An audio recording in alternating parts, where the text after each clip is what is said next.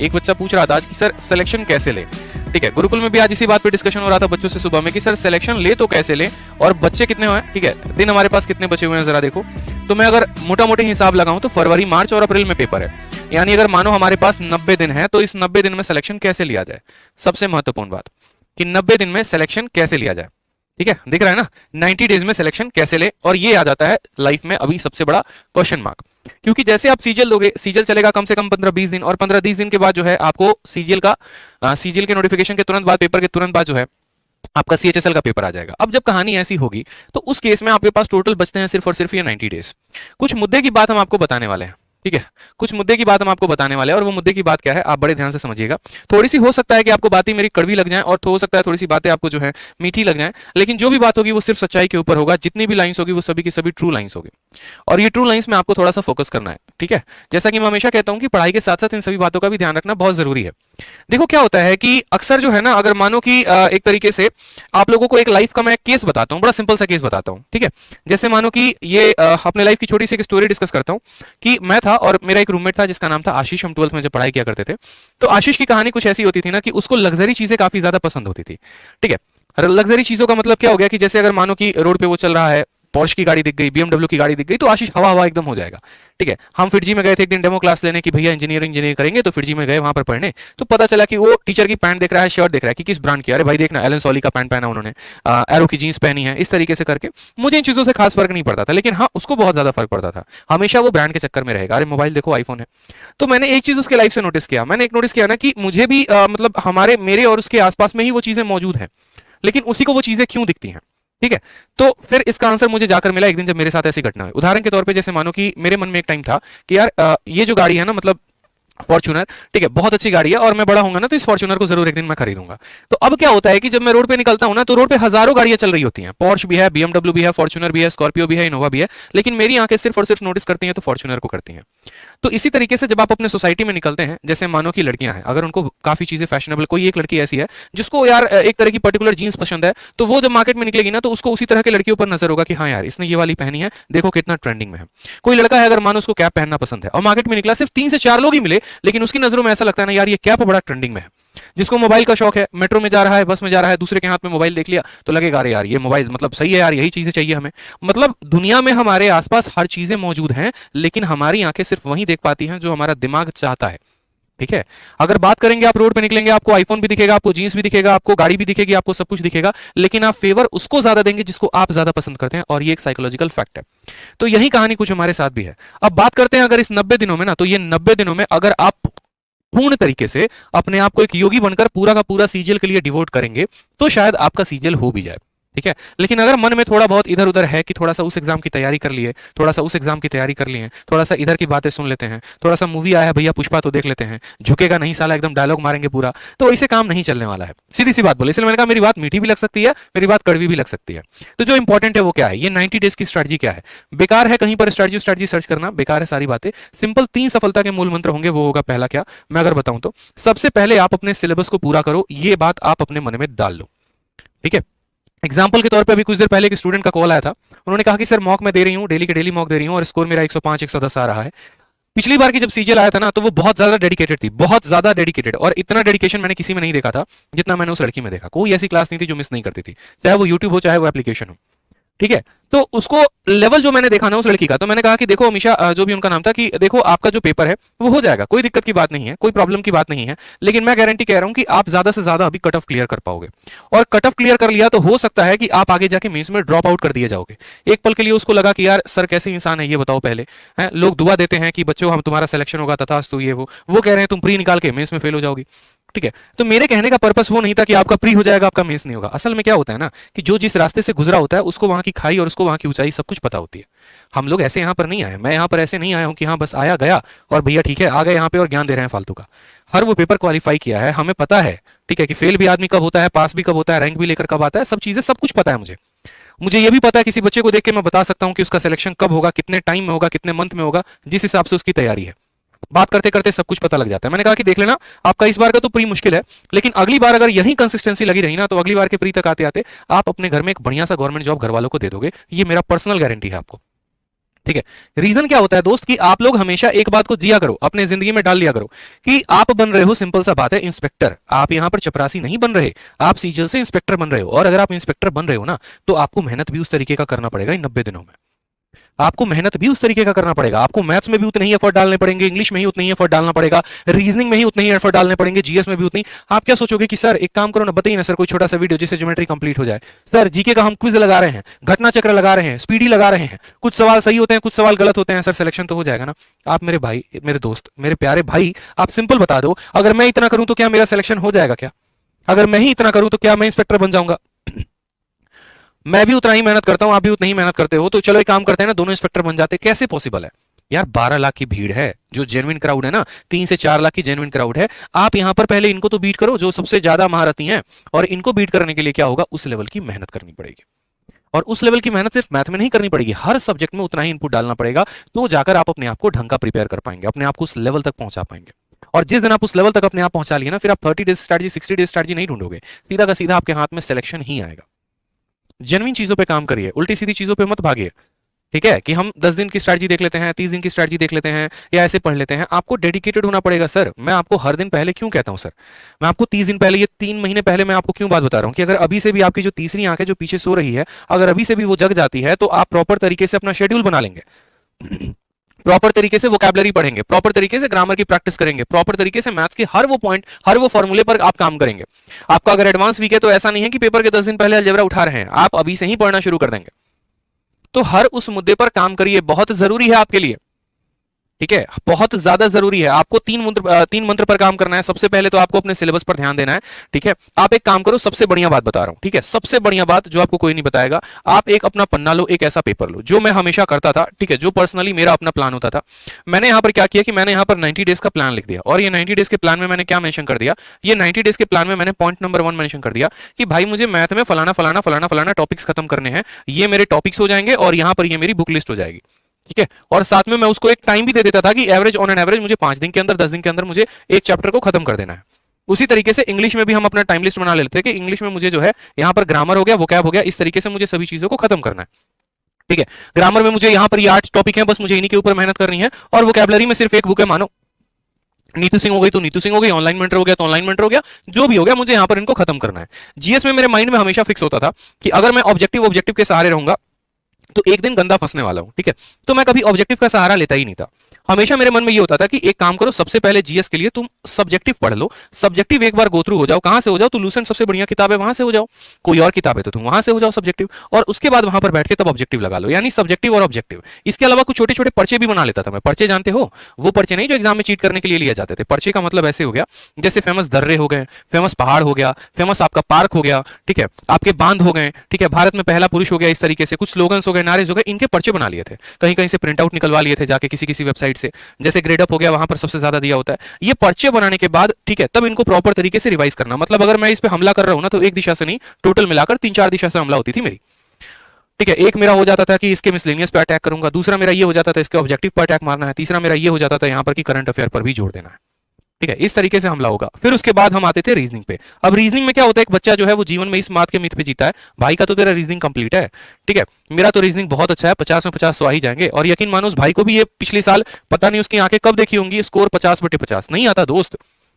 जिंदा आदमी इस उम्मीद में रहता है कि रीजनिंग अच्छा है और रीजनिंग में 50 में 50 आ जाएगा, बट नहीं आता है। क्यों नहीं आता है? क्योंकि देखो, अगर कोई चीज नहीं आती है ना, तो गुरूर नहीं करना उस चीज का। ठीक है, घमंड नहीं करना है कि रीजनिंग आती है। हो सकता है कभी आप किसी दिन में उस घमंड के लपेटे में आ जाओ। उससे बढ़िया ये है कि आप उसको कॉन्स्टेंटली मेहनत करते रहो। करना दोस्त, एटीट्यूड जरूर दिखाना, गुरूर जरूर दिखाना, लेकिन जिस दिन हाथ में ज्वाइनिंग होगी उस दिन दिखाना, उस दिन शोभा भी देगा। अभी तो आपकी सीखने की उम्र है। अभी एक काम क्या करो कि रीजनिंग में जैसे मानो अगर कोई टॉपिक नहीं आता, आप उसको पूरा का पूरा पढ़ो प्रॉपर तरीके से, और अगर नहीं आता तो प्रैक्टिस करो। ज्यादा से ज्यादा मेरा मानना है कि अभी प्रैक्टिस के ऊपर जोर दो, उन सवालों के ऊपर जो सबसे ज्यादा कैलकुलेटिव है, ठीक है, जो नए पैटर्न के ऊपर पूछे गए हैं। कहीं से भी प्रैक्टिस करते हो, रीजनिंग की जो बुक है हमारी विक्रमजीत सर की, आप उससे प्रैक्टिस कर सकते हो, बहुत जबरदस्त बुक उन्होंने बना रखी है। ठीक है, तो इस तरीके से आप यहां पर पूरा पे एक प्रॉपर 90 डेज का प्लान बना लो। उस 90 डेज के प्लान में आप हर सब्जेक्ट को टारगेट कर रहे हो, आप वोकैब को भी टारगेट कर रहे हो, आप करंट अफेयर को भी टारगेट कर रहे हो, आप रीजनिंग को टारगेट कर रहे हो, मैथ को कर रहे हो, इंग्लिश को कर रहे हो। तो इस तरीके से एक 90 डेज प्लान अपने आपने कॉपी में बना लिया, सारी बातें आपने नोट डाउन कर ली। उसके बाद क्या होता था, मैं यहां पर डेज के प्लान बनाता था। कि डेज में जैसे मानो 1 हो गया, 2 हो गया, 3 हो गया, 4 हो गया, इस तरीके से करके पूरे 90 दिन का प्लान बना लिया। जैसे जैसे मेरा दिन बीतता था ना, मैं उसको ऐसे काटना शुरू करूंगा, अरे यार इतने दिन बीत गए, इतने दिन बीत गए, इतने दिन बीत गए। वो क्या होता है, एक साइकोलॉजिकल प्रेशर बनाता है माइंड के ऊपर, और हमें बार बार एक रिमाइंडर देते रहता है कि देखो इतने ही दिन बच गए हैं, अब नहीं पढ़ोगे तो कब पढ़ोगे, इतने ही दिन बच गए, अब नहीं पढ़ोगे तो कब पढ़ोगे। क्योंकि आज का समय ऐसा है ना, बेशक कोई कितना कह ले कि यार मैं अपने आप में बहुत महान हूं, या फिर एक तरीके से मुझे किसी की गाइडेंस की जरूरत नहीं है, बेशक आपको किसी की गाइडेंस की जरूरत नहीं है, मैं आपकी 100 बातें एग्री करता हूं, लेकिन हाँ आज के टाइम में आपको अपने आप पे ही प्रेशर डालने की बहुत जरूरत है। और वो जरूरत करता है आपका ये टाइमर, वो जरूरत करता है आपका ये शेड्यूल। जब आपके सामने लिखा हुआ होगा ना पन्ने के ऊपर इतनी चीजें पढ़नी है, तो दिमाग को लोड पड़ेगा भाई, आंखों से दिखेगा, अरे तेरे को तो इतना कवर करना है पेपर के पहले, और तू 4 टॉपिक किए बैठा है, तेरे पास तो सिर्फ 90 दिन है, 20 दिन निकल गए, बचे 70 दिन, अब नहीं करेगा तो कब करेगा। तो ये डेली का डेली एक प्रेशर क्रिएट करते रहेगा आपके ऊपर। उस प्रेशर में शायद हो सकता है थोड़ा बहुत पढ़ाई कर भी लो, ठीक है, हो सकता है उस प्रेशर में आप एक पल के लिए ये भी सोच लो यार आज है ना 2 चीजें मेरे सामने हैं, या तो एक मैं बैठ के 3 घंटे की मूवी देख लूं या वेब सीरीज देख लूं, या फिर हो सकता है कि मैं 3 घंटे में एक टॉपिक कंप्लीट कर लूं। अगर टॉपिक कंप्लीट हो गया तो यहां से उसको कट मार देंगे, और मूवी कंप्लीट हो गया तो यहां पर उसको कट मारने का कोई भी जगह नहीं है। इस तरीके से आप अपने आप को ढालो, ये 90 दिन बहुत जरूरी है, समझ में आ रहा है। और ये 90 दिन में जिसने काम नहीं किया ना, तो इसीलिए मैंने कहा 3 पॉइंट है। पहला पॉइंट हो गया सिलेबस, दूसरा पॉइंट हो गया प्रॉपर स्ट्रैटेजी, ठीक है, और तीसरा हो गया प्रॉपर, एक बात को जान लो दोस्त, रिवीजन। रिवीजन का मतलब क्या हो गया कि जो आप सिलेबस को पढ़ रहे हो उसका रिवीजन करो, और साथ में मॉक टेस्ट लगाओ, ठीक है। अभी तो आपकी उम्र मॉक टेस्ट लगाने की भी नहीं हुई है, और बच्चे क्या सोचते हैं, बच्चे सोचते हैं सिलेक्शन हो जाएगा, प्री में तो हम ही फोड़ेंगे और कोई नहीं फोड़ेगा। अरे यार बाहर ऐसे ऐसे लोग बैठे हैं ना जो 400 500 प्री का मॉक लगा के बैठे हैं, और उनका अभी स्टार्टिंग स्कोर ही है ना मॉक में 150 160 होता है। आपका स्टार्टिंग स्कोर अभी 100 110 होगा। आप अभी कट ऑफ के लिए जद्दोजहद कर रहे होगे, वो कट ऑफ क्लियर करके बैठे हैं, उनको मेंस के लिए क्वालिफाई करना है, वो 190 के लिए बीट कर रहे हैं। तो 2 लोग हैं हमारे पास, एक वो जो 130 140 लाने के लिए मर रहा है, कट ऑफ क्लियर करने के लिए मर रहा है, दूसरा वो जिसके 130 140 तो अभी से ही बन रहे हैं, बस वो ये सोच रहा है कि किसी भी तरीके से 180 प्लस लेके आ जाऊं, मेंस में भी 180 190 लेके आ जाऊं और एक इंस्पेक्टर पोस्ट मिल जाए। यहीं पर 2 लोग हैं, दोनों की सोच अलग अलग है। तो आप खुद यहां से तय कर लीजिए कि सिलेक्शन किसका होगा, ठीक है, सिलेक्शन किसका होगा। ये जो 110 नंबर आ रहे हैं, ऐसा नहीं है कि इनका सिलेक्शन नहीं होगा, इनका होगा, लेकिन तब जब वो 180 वाले के बराबर या उससे दोगुनी 3 गुनी मेहनत करेंगे तब हो सकता है। किस्मत साथ दे सकती है और नहीं भी दे सकती है, लेकिन जो मेहनत होती है ना वो हमेशा साथ देती है। जिंदगी में मैंने मेहनत किया है, ठीक है, जब खेत में मेरे पापा काम करते थे ना, तब मैं उनके साथ खेत में काम करता था। हाँ तो मैं ऐसे फोड़े हो जाएंगे ना, लेकिन तब भी मैंने मेहनत करना नहीं छोड़ा। मैं हमेशा बताता हूं आज ये वक्त है, और आज से 1 साल पहले जस्ट मेरा वक्त था। आज से 1 साल पहले मैं कहीं नहीं था, बस अपने खेतों में था, काम कर रहा होता था पिछले साल के अक्टूबर नवंबर के महीनों में, ऐसे कुल्हाड़ी लेके मिट्टी निकाल रहा हूं मैं अपने पापा के साथ। और 1 महीने 1.5 महीने के बाद मेंस था। जो मेहनत की थी ना भाई, उसका कोई सब्सटीट्यूट नहीं है। 2 घंटे 1 घंटे की मॉक में आप प्री में थक जाते हो, दिन में 2-2 घंटे की एक मॉक में मेंस की लगाता था। एक दिन में कम से कम 3 से 4 मॉक, 3 से 4 मॉक हम मेंस का लगाएंगे। जब दिल्ली आए, यहाँ पर एक लाइब्रेरी ज्वाइन किया, यहाँ पर जाके 3 से 4 मॉक डेली लगाते थे। वो भी ये देखकर कि आसपास का माहौल इतना है, अगर मैं इतनी मेहनत नहीं करूंगा तो मैं फेंका जाऊंगा कहीं दूर, मैं किसी कोने में पड़ा रहूंगा, ठीक है, मेरे हाथ में हमेशा बेरोजगारी रहेगी और कुछ नहीं होगा। 2-2 घंटे की 3-3 मॉक 4-4 मॉक, बस नीचे एक चाय की दुकान होती थी, एक मॉक दिया, इतना प्रेशर बन गया, जाके चाय पिया, फिर वापस आके फिर बैठ के मॉक। सुबह निकलते थे सूरज देखकर, रात को सूरज ढलने के बाद ही सीधा रात में 11-12 बजे आदमी निकल रहा है। बस वो 1 महीने अपने आप से प्रॉमिस कर लिया था कि ना लेफ्ट देखो ना राइट देखो, बस अपनी किताबों को देखो, अपने कंसेप्ट को देखो, बनाओ, पढ़ो कायदे से, वही तुम्हें जो है कामयाब बनाएगी, वही तुम्हें आगे लेके जाएगी। तो इस बात का ध्यान रखो, प्रॉपर तरीके से जो है पूरा एक अपना शेड्यूल बनाओ। आपकी कमजोरी, आपकी जो खासियत है वो सिर्फ आप जानते हो, आपके अलावा कोई नहीं जानता है। आपको पता है आपके वीक पॉइंट्स क्या हैं, आपको पता है अगर आपकी जीएस कमजोर है तो सर आप काम करिए ना उसके ऊपर, किसी और को थोड़ी लेकर आएंगे सर आप काम करवाने के लिए, भैया मेरा जीएस है तुम अच्छा करवा दो, ऐसे नहीं होगा सर, आप ही को ढूंढना पड़ेगा ना। आप या तो इंटरनेट को ढूंढिए, या आप किसी किताब को पकड़िए, आप कहीं और पे पकड़िए, लेकिन हाँ जो भी है आप प्रॉपर तरीके से डिसाइड कर लीजिए, मेरा वीक पॉइंट है मैं इसके ऊपर काम करूंगा, ठीक है। तुम्हारा वीक पॉइंट है, अगर मानो कि आपका वीक पॉइंट है जीएस की तरफ, तो आप जीएस के ऊपर ज्यादा फोकस करो। वोकैबुलरी है तो वोकैबुलरी के ऊपर ज्यादा फोकस करो।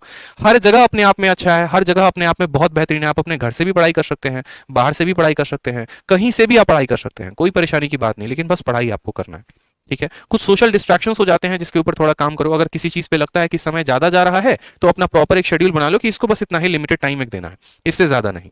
चाहे मोबाइल पर किसी से बात करना हो गया, किसी के साथ घूमने जाना हो गया, ठीक है, या परिवार का कोई भी एक तरीके से काम हो गया, तो अभी कुछ देर के लिए होल्ड कर सकते हो, क्योंकि एक बार आप बेहतर हो गए ना, आने वाली आपकी जितनी भी पीढ़ी है ना वो मौज करेगी, मैं गारंटी दे रहा हूं। क्योंकि एक इंसान के ऊपर आज के टाइम में 3 जनरेशन का जो है रिस्पॉन्सिबिलिटी होता है। अगर मैं हूं ना तो मेरे ऊपर मेरा खुद का रिस्पॉन्सिबिलिटी है, जो मेरी अपनी जनरेशन होगी, जैसे मैं हो गया, मेरी वाइफ हो गई, ठीक है, मेरे भाई हो गए, मेरी बहन हो गए, वो हो गए। एक मेरा पिछला जनरेशन जैसे मेरे पापा हो गए, मेरी मम्मी हो गई, मेरे दादा हो गए, मेरे चाचा हो गए, वो ठीक। और एक मेरा आने वाला जनरेशन जैसे मेरा बेटा हो जाएगा, मेरी बेटी हो जाएगी, मेरे जो आने वाली पूरी की पूरी हायरार्की होगी। बेशक मैं बहुत अच्छे स्कूल से नहीं पढ़ा, मैं एक बात ये मानकर चलता हूं, और पल के लिए हम कहते हैं ना कि यार मेरे पापा में समर्थ उतना नहीं था कि वो मुझे इतना पढ़ा पाए। ठीक है, उनके अंदर समर्थ नहीं था, मेरे पापा ने तो खैर पढ़ाया, बहुत पढ़ाया, अपनी रोजी रोटी मारकर मुझे पढ़ाया, इस बात के लिए मैं उनको हमेशा शुक्रगुजार हूं। बट एक एग्जाम्पल दे रहा हूं कि मानो लाइफ आपको आज सबसे बेस्ट रिसोर्स नहीं देती है। ठीक है, आपके पास उतने पैसे नहीं है कि आप शहर जाके पढ़ाई कर सको, ठीक, लेकिन आप तो अपने आप को इतना काबिल बना लो कि कल के दिन आपका बेटा आपसे ये बात ना बोले। आप बताओ पहले, आप अपने आप को उस काबिल नहीं बना रहे, और फिर आपका बेटा भी वही एक्सक्यूज देगा जो आप एक्सक्यूज दे रहे हो। इससे बेहतर यह है कि आप उसके लिए एक बढ़िया सा प्लेटफॉर्म तैयार करके दो, और वो तब दोगे जब आप अगर अच्छे स्कूल में नहीं पढ़े, अगर आप उसको अच्छे स्कूल में पढ़ाने का सोचते हो, वो तब पॉसिबल है जब आप उस लेवल की मेहनत कर रहे हो, आप उसको कुछ गिफ्ट में दे रहे हो, एक तरीके से, एक बोलते हैं ना विरासत में मिली है, तो ये आपकी कामयाबी से उसको विरासत में मिलेगा, और इसके लिए बस आपको मेहनत करनी पड़ेगी। ठीक है, समझ में आ गया बात? मन लगा के पढ़ो भाई, बस और कोई दिक्कत की बात ना है। ठीक है, बाकी चीजें सब साइड कर दो, पड़ोसी वड़ोसी की सब बातें साइड हो जाती हैं, कोई फर्क नहीं पड़ता, बस आप ढंग से अपने ऊपर मेहनत कर लो। ठीक, ताकि आने वाली पीढ़ी कम से कम बोल सके कि हाँ भाई साहब ये हमारे लिए कुछ छोड़ कर गए, कुछ अच्छा करके गए, देश के लिए भी कुछ अच्छा कर लोगे आप।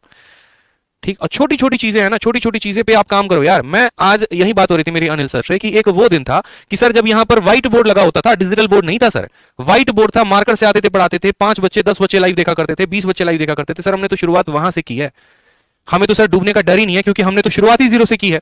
आज 1000 बच्चे लाइव देखते हैं, कल हो सकता है 10,000 बच्चे लाइव देखेंगे, एक दिन 1 लाख बच्चे भी लाइव देखेंगे, वो भी पल आएगा। तो जो व्यक्ति एकदम नीचे से शुरुआत करता है ना, उसको पता होता है यार कहां कहां पर ब्रेक थ्रू आएंगे, और डर नहीं लगता। फिर बस उसी तरीके से मेहनत करो। बेशक आपका स्कोर 60 आ रहा है, कोई परेशानी की बात नहीं, लेकिन ये 60 से जो है ना, 60 के बाद 60 पे ही नहीं रुकोगे, 70 आएगा, 80 आएगा, 90 आएगा, 100 आएगा, 190 भी आएगा। एक पल था जब मैं ये सोचा करता था कि यार जिस दिन मैं टॉप मारूंगा ना, पक्का मेरे जो पोस्टर हैं वो हर जगह पर लगेंगे। ठीक है, किसी पर्सन से मेरी एक दोस्त था, उससे लड़ाई हो गया था, तो मैंने सोचा था कि चल ठीक है यार, कोई बात नहीं, अपना जो है जिस दिन टॉप मारूंगा इसके घर के सामने अपने पोस्टर लगवाऊंगा। आज इतना है ना कि लोग खुद मेरी वीडियो देख रहे होते हैं, ठीक है, उनको पता है कि हाँ क्या है, ठीक है बंदा चलो बहुत अच्छा है। किसी की कामयाबी फिक्स नहीं होती यार, कौन कहां जाकर कैसे हिट मार देगा किसी को पता नहीं होता है।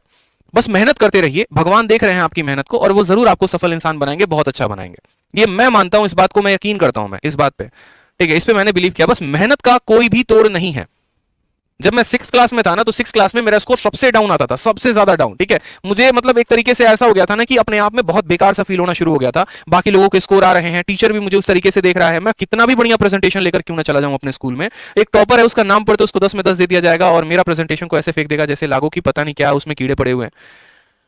बस उस पल की खुन्नस इतनी थी ना कि यार बस अब तो लाइफ में कुछ अच्छा करना है, कुछ भी हो लेकिन अच्छा करना है। जिस दिन जिंदगी में मौका मिल गया ना, तो सबको जवाब देके दिखा दूंगा मैं। मौका मिला, दिल्ली आए, दिल्ली आकर तैयारी की, ढंग से तैयारी की, बहुत अच्छे अच्छे गुरुओं का मेरे ऊपर हाथ रहा, विक्रमजीत सर का हाथ रहा, एक राम सर उनका हाथ रहा, एक अनुराग सर उनका हाथ रहा, सबका आशीर्वाद रहा मेरे ऊपर। उस तरीके से जिंदगी में मेहनत करता चला गया, सभी का प्यार मिलता गया, सपोर्ट मिलता गया, और आज आपके सामने है कि जो लोग जो मेरे से काफी ऊपर थे, ज्यादा से ज्यादा उन लोगों ने इंजीनियरिंग की, ज्यादा से ज्यादा उनको आईआईटी मिली, बीआईटी मिली, एनआईटी मिली, पैकेज उनकी है महीने की 60,000 70,000, और उतना कभी कभी ऐसा होता है कि एक दिन एक हफ्ते में आ जाते हैं अपने पास, तो उसकी दिक्कत नहीं है। तो बस ये है, मैं कहना चाहता हूं कि जिंदगी में आपकी कामयाबी सर कहीं फिक्स नहीं है कि आप कहां जाएंगे, मेहनत करते रहिए, तोड़ आएगा। मैंने कहा ना, 1 साल में लाइफ ऐसी बदली है कि 1 साल पहले I was aspirant and right now I am an educator and well educated on a well channel, सिर्फ आप लोगों की वजह से। और अभी तो जिंदगी में बहुत आगे बढ़ना है दोस्त। ये एक छोटे भाई की तरह मैं आपसे एक एक्सपीरियंस शेयर कर रहा हूं कि यार मैंने ये चीज खुद महसूस की है, आपको भी ये महसूस होगा, बस आप पढ़िए। देखो, किसी की सफलता की कहानी सुननी है ना, बड़ी अच्छी लगती है, बड़ा मजा आता है किसी की सुनने में, लेकिन इंपॉर्टेंट ये है कि क्या आप उस तरीके का, आप भी उस प्लेटफॉर्म पे आना चाहते हैं, क्या आप भी अपने आप को उस तरीके से क्रिएट करने के लिए सोच रहे हैं, क्या आप भी चाहते हैं कि हाँ आपकी भी सफलता की कहानी हो, लोग सुने, इंटरेस्ट ले? अगर हाँ तो भाई साहब लग जाओ मेहनत में, सुनो सब किसी की, लेकिन अपने मन में वो एक आस लेके चलो कि भैया आप तो फोड़ेंगे। ठीक है, बस 1 साल दबा के रखो। इस यहां पर पहुंचने के लिए, यहां तक बात करने के लिए ना, मैंने अपने आप को 1.5 साल बैकग्राउंड में इतना काम किया, एक एक कंसेप्ट के ऊपर काम किया, एक एक क्वेश्चन के ऊपर काम किया। बस मुझे उस मौके की तलाश थी कि बस ठीक है कोई बात नहीं, जब भी जाऊंगा ये करूंगा, वो करूंगा, वो करूंगा, वो करूंगा। ठीक है, गुरुकुल संभाल लिया पूरा ऑफलाइन, गुरुकुल में सभी बच्चे हैं, मन लगाकर पढ़ते हैं, ऑफलाइन है, ऑनलाइन है, आप लोगों का प्यार है, कंटेंट है। इस 6 महीने साल भर के अंदर मैंने वो भी काम किया जो बड़े बड़े एजुकेटर्स 5 साल 10 साल में भी नहीं कर पा रहे। शीट्स देखोगे आप, पूरा प्रॉपर तरीके से अरेंज्ड मिलेगा। ये एक टीम वर्क है, एक एफर्ट है, सभी का एफर्ट है, मेरे साथ जो जुड़े हैं उनका एफर्ट है, हम लोगों ने उस तरीके से काम किया। तो ये था कि हमारा बैकग्राउंड में फिक्स है। आज भी मैं रात के 3 बजे 4 बजे सोता हूँ, सुबह वापस मेरी 9 बजे गुरुकुल में क्लास लग जाती है। कोई ऐसा दिन नहीं है जिस दिन मैं 4 बजे नहीं सोता रात में, और सुबह 9 बजे कोई ऐसा दिन नहीं है जिस दिन मैं गुरुकुल में ना पहुंचू क्लास लेने। मेहनत आज भी मेरी उतनी है, बस यही मेहनत है कि हो सकता है जिंदगी में और आगे लेके जाओ। और मैं यही बात आपको भी हाथ जोड़कर विनती करूंगा आपसे कि आप भी बस मेहनत करो सर। ये पल वापस नहीं आएगा, धीरे धीरे धीरे धीरे धीरे धीरे आपका एज निकल जाएगा, और एज निकल जाएगा फिर हाथ मलते रह जाओगे और कुछ नहीं मिलने वाला है लाइफ में। ठीक है, तो इस बात का ध्यान रखा करो। मैं जनरली जो है इतनी बातें नहीं करता, आपको भी पता है। सेशन के दौरान अगर मैं पढ़ाना शुरू करूंगा तो बस मैं पढ़ाता ही पढ़ाता हूं। लेकिन आज जरूरत इसलिए महसूस हुई क्योंकि बहुत बार क्या होता है कि हम पढ़ रहे होते हैं, हमें पता ही नहीं क्या पढ़ रहे हैं, हम तैयारी कर रहे हैं लेकिन पता ही नहीं किस चीज की तैयारी कर रहे हैं। तो क्या फायदा ऐसी तैयारी का? आप मेरी वीडियो 4 घंटे देख लो, ठीक है, और 4 घंटे के बाद आप कुछ ना पढ़ो, सर मैं बता रहा हूं वो 4 घंटे भी बेकार है, वो 4 घंटे भी बेकार है। अभी के जो ये आधे घंटे जो मैंने बात कही है ना, अगर जब जब आप डिमोटिवेटेड फील होना ना, आप बार बार ये मेरी बात सुनना, रिवाइंड करके सुनना, वीडियो को डाउनलोड करके रख लो, सेव करके रख लो, जब जब हो 2x की स्पीड पे चला देना, सुनना, देखना, एनर्जी ना आ गई तो फिर कहना। बस इस बात का ध्यान रखो, प्रॉपर स्ट्रैटेजी, प्रॉपर प्लानिंग, ये जिंदगी में हमेशा आपको आगे बढ़ा के लेके जाएगी। पढ़ाने का काम मेरा है, मैं आपको मैथ्स पढ़ा सकता हूं, मैं आपको मैथ्स सिखा सकता हूं, मैथ्स से प्यार करवा सकता हूं, लेकिन सिलेक्शन अल्टीमेट आप ही के हाथ में है, क्योंकि सिलेक्शन के लिए सभी सब्जेक्ट पढ़ना होता है, प्रॉपर स्ट्रैटेजी, प्रॉपर प्लानिंग, हर कुछ चाहिए होती है, ठीक है।